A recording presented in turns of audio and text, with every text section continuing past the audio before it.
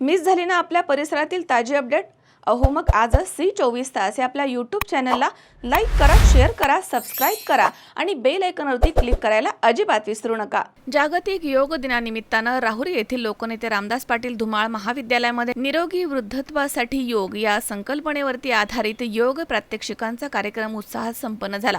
राहुरी महाविद्यालयाच्या इंडोर हॉलमध्ये झालेल्या या कार्यक्रमात योग प्रशिक्षक माजी प्राचार्य वसंत झावरे, प्रीतम बोरा आणि त्यांच्या योग साधकांनी विविध योगासन, प्राणायाम, ध्यान यांची प्रात्यक्षिकं सादर करून नियमितपणे योग अभ्यासाचं महत्त्व पटवून दिलं.